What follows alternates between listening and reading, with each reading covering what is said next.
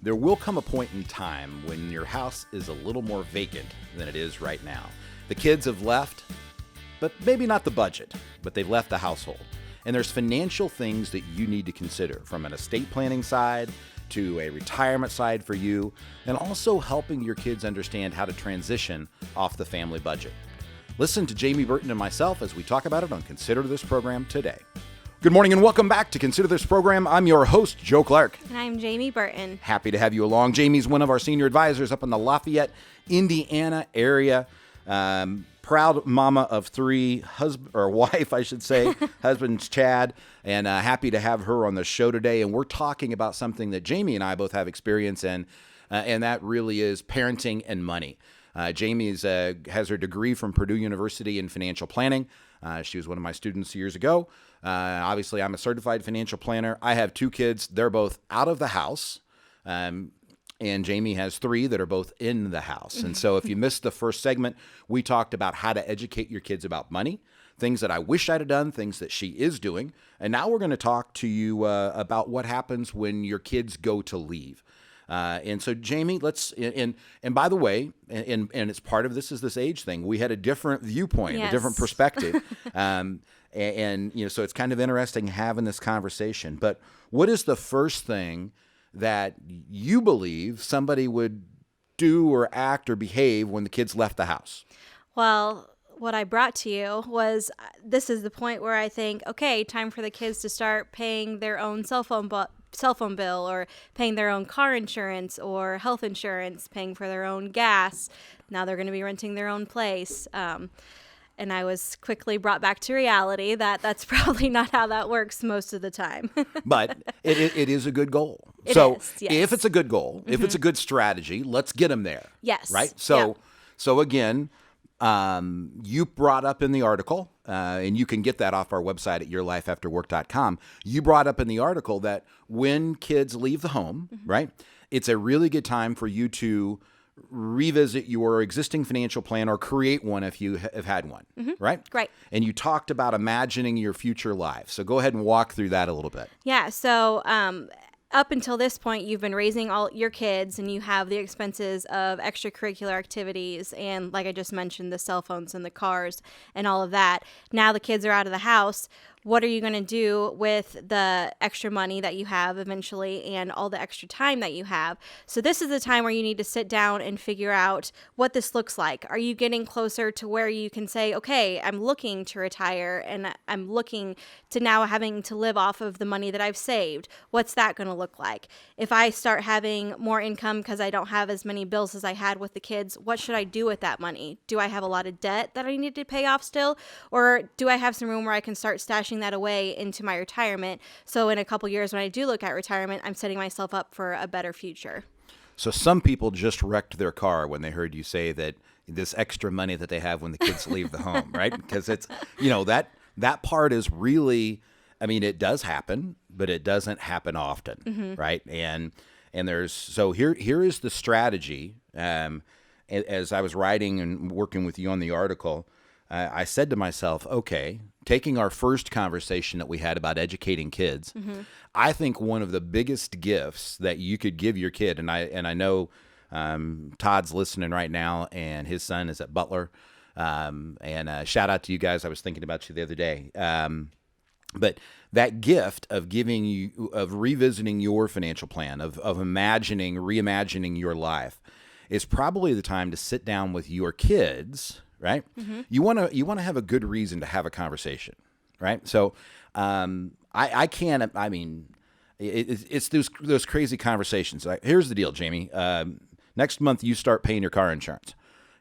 I did that with my oldest daughter probably for 4 years in a row, right? And you got to realize you're married. So just because you don't think you should be paying it doesn't mean that the spouse doesn't think that they should be paying it, right? Yep. And it took time for that break off to eventually occur. And with the health insurance laws the way they work now, right? Unless the kid gets married, you're really stuck with the health insurance until they turn 26 anyhow, right? So a lot of this is kind of set up against you. So, don't wreck your car if you don't have a bunch of extra money just because the kids left home. Sometimes it costs a little bit to get them out of the nest. But here's the strategy that I would use.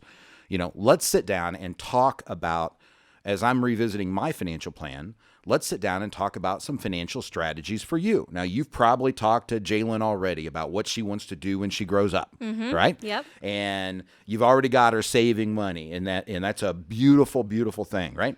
So now that they're out of the house, what is your financial strategy? What are you thinking? What do you want to do? Because in theory, they're either going to school or have a job, right? Or you're really writing too big of checks, one or the other, right? But this is a time, I think, where if I had this to do over again, I would have sat down and made them write out their financial strategies for me and say, hey, this is what I'm thinking. This is what I intend to do. And that's the time for you to be able to introduce the conversation of, by the way, here's all these carry costs. That's what I call them. Carry cost of life, right? I had a dream when I was your age, Jamie, of being able to pay everything off for the rest of my life, right? The utility bill continues to come. It does. Right? It just will not stop. The carry cost of taking care of the house, of putting gasoline in the car, the electric bill, the cell phone bill, because we don't have home bills or home phones anymore, right? Having all of that stuff and them understanding what it really costs to be able to exist and be out there is generally much more than people know. And I think you can probably create a timeline, right? If I were to do this again, that says, okay, at this age, you need to be taking care of X percentage of this or these 3 items or these. That way it's not a one-hit wonder, right? Sure. I don't wake up one day because I'm having a bad mood, a pandemic, right? And say, you're cut out, right? Yes. It's all gone, right? You don't wake up and have that day. So it's fair for you. You're moving them in the right direction. And it's fair for them because they understand what's coming. And then there's that tough part of accountability. You've really got to hold you got to hold people to that. Sure. All right. So let's go back to mom and dad. Now, let's pretend that they do have money. The kids have left and there actually is extra income. And that's because you're not spending as much on the kids, the extracurricular activities. And you've probably had some raises along the way or making more money because you're a little bit older now. So, Jamie, I've got an extra, let's say I've got an extra $10,000, right? And I'm 54, right? Okay. What should I do with it? Well, the number one most important thing to remember is that with this money, you should not be increasing your standard of living. That just would be setting yourself up for failure for the future. So let's talk about standard of living. Sure. I'm 54, you're not. So our definitions of standard of living might be a little bit different. Yes. Now, it's important you understand, listeners and viewers, that yours could very well be too. So explain what standard of living is to you, Jamie. Sure. So standard of living for me, with Chad and I and 3 kids, we have the fixed costs that we have coming in each month, like we've been talking about, the cell phone, the utilities for the home, the gas, the cars, all of that. Then we also have social expenses. So we enjoy going out to eat and then taking the kids to the movies or going to the zoo and fun things like that. So with our standard of living, we know how much it takes to do the fixed and the social things.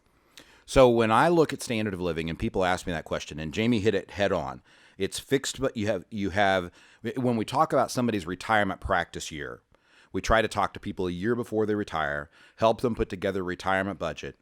How much money does it take for them to be able to maintain their standard of living? Remember, when you retire, it is not about or separating from the workforce. It is not about replacing your income or a percentage of your income. It's replacing 100% of your standard of living. But you've got to know what that is, right?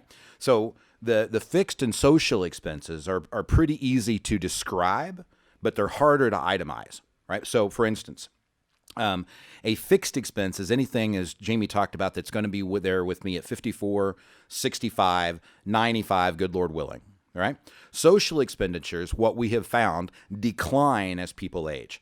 Nationally, what they call discretionary spending peaks at 65. In our office, it's always been 68, right? And it just tends to go downhill. You can watch the distributions decline over a period of time. So, is a golf membership a social expense or a fixed expense? In my opinion, or? And this is my point. Yes, in your opinion. Which one is it? In my opinion, it's social. It's social. You can quit that stuff, right? Right. And here's what I'm going to tell you, ladies and gentlemen, right here, right now. You can give up chocolate to lose 40 pounds. You cannot lose 40 pounds and then give up chocolate. That leads to anger management. So there are people who I watch retire separate from the workforce, and quit going to the club, right? They haven't done it for 25 years, right? They've done it for 2, and they'd rather not work and not golf there and golf somewhere else. And I had 4 or 5 friends this year that left the club and went somewhere else. To save money. I get it. I totally get it. In my world, it's fixed, right? Right. My point is, when we work on your retirement budget, it's not our job to tell you the amount that you should be spending in either column or either category. It's not our job to judge whether this is an appropriate expenditure or not. If you're used to having a new car every year and you know you're going to have a new car every year, for God's sakes, don't think you're going to stop doing that just because you turned 65 or you left work. That is going to lead to anger management. I'm here to tell you, right? So figure out which those are, whether it's fixed or social, when you be able to put it in the budget. The key thing that Jamie said, and it's very, very critical, is make sure that we're not moving our standard of living. So if all of a sudden I had that extra 10 grand and Barb and I were going on a trip this year, right? A one-off vacation, a cruise. Let's say we actually got to go on a boat and be in the water with people, right? If we were going to do that, in my mind, that is not standard of living. It's not something I have to do every year, and it's okay. Adding a cable package, joining another country club, doing something like that, that is adding to standard of living, and that is dangerous. So we get asked that question, do you pay down debt or do you save money? The answer is, at my age, you can do either, right? Either is good. Paying down the debt and saving, in either case, I'm not adding to standard of living because it's not money that I am actually using to support our ways and our life habits, if you will. So that is the critical part of it. Then you get into the finer parts of that, of opportunity cost. Is it better to invest or pay down a low interest rate like on my house at the 2.5%? That's when you have to really juggle all of that. If you want to know more about this, you can go to yourlifeafterwork.com, get signed up for our Next Steps meeting. It's complimentary. Jamie or somebody on the team will spend 90 minutes with you.